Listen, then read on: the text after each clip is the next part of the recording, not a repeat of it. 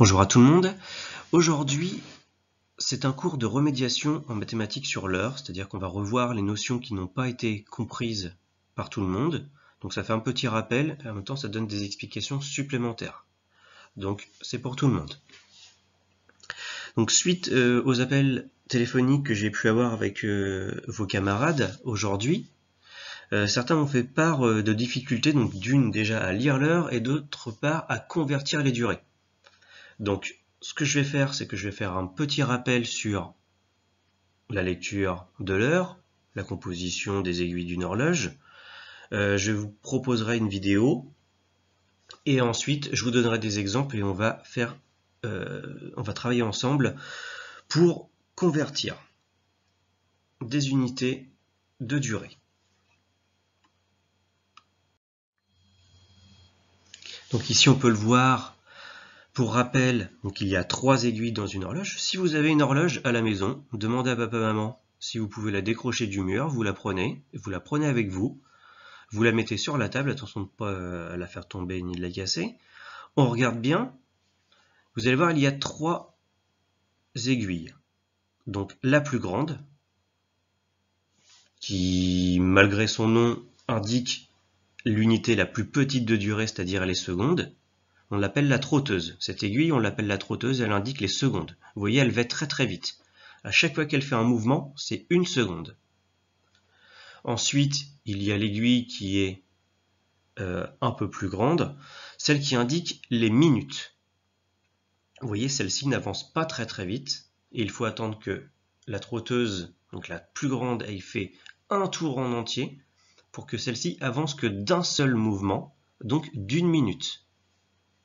Ensuite, on a la plus petite, celle qui indique les heures. Et celle-ci va encore plus lentement que les autres.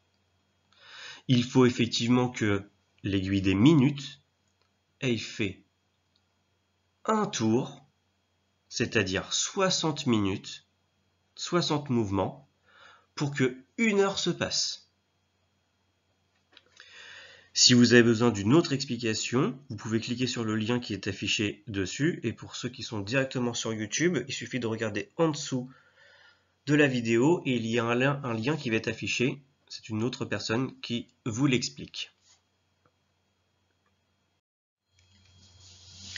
Ici, nous allons convertir des durées. Donc, nous allons passer des secondes aux minutes. Et inversement. Donc, on a vu que celle qui indiquait les secondes, c'était la trotteuse, celle qui va la plus vite. Et donc, ça représente les secondes. Il lui faut 60 mouvements. Vous voyez que si vous la regardez, ça fait tic, tic, tic, tic, tic, tic, tic, 60 mouvements qui représentent 60 secondes pour faire le tour de l'horloge. Et lorsqu'elle a fait un tour de l'horloge, elle va faire avancer la grande aiguille, celle qu'on appelle l'aiguille des minutes, d'un mouvement, donc d'1 minute. Comme il lui a fallu 60 mouvements, donc 60 secondes, on dit que 60 secondes est égal à 1 minute. Donc 60 mouvements pour faire avancer d'1 minute la grande aiguille, d'un mouvement. Par exemple, là je vous donne un exemple. Si je vous demande de convertir 65 secondes en minutes, eh bien on peut utiliser la décomposition. Nous on sait que 60 secondes ça fait 1 minute. Alors on va utiliser 60. 65, c'est 60 plus 5. C'est égal à 60 plus 5. Donc ici, on vient d'écrire que 65 secondes, vous pouvez regarder en même temps que moi, c'est égal à 60 secondes plus 5 secondes. Mais on vient de le voir juste avant, ça tombe bien, puisqu'on sait que 1 minute, c'est 60 secondes. Donc on va remplacer dans l'opération, 65 secondes, c'est égal à, cette fois-ci on ne va plus mettre 60 secondes, mais on sait que 60 secondes c'est 1 minute, donc 65 secondes c'est égal à 1 minute et 5 petites secondes qui restent.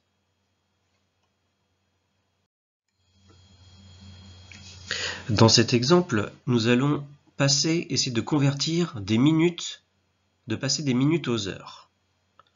Donc on a vu que la trotteuse indique les secondes, celle qui va la plus vite. Celle qui va moyennement vite, la grande aiguille, représente les minutes.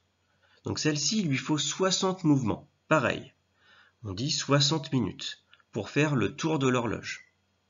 Lorsqu'elle a fait un tour, elle va faire avancer la plus petite aiguille, celle qui va la plus lentement, celle des heures, d'un mouvement.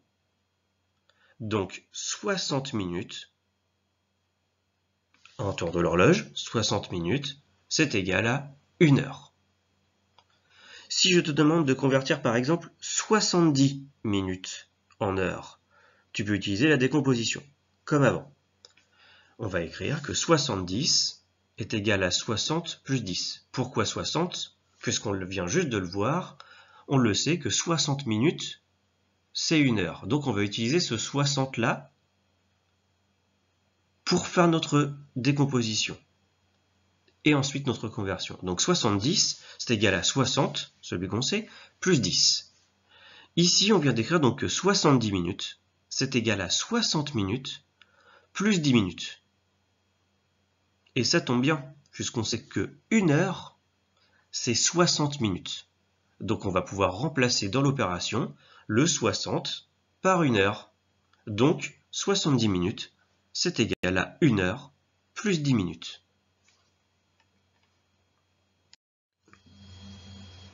Dans cette conversion, nous allons essayer de passer des heures aux jours. Donc on a vu la trotteuse, qui représente les secondes. Ensuite, la grande aiguille, qui représente les minutes. Et ensuite, la petite aiguille, qui représente les heures, celle qui va la moins vite. On a remarqué qu'il lui faut 12 mouvements pour faire le tour de l'horloge. Et ça représente bien sûr la moitié d'une journée. C'est pour ça que ça représente 12 heures. Ensuite, il faut qu'elle refasse encore un tour complet pour représenter une journée entière.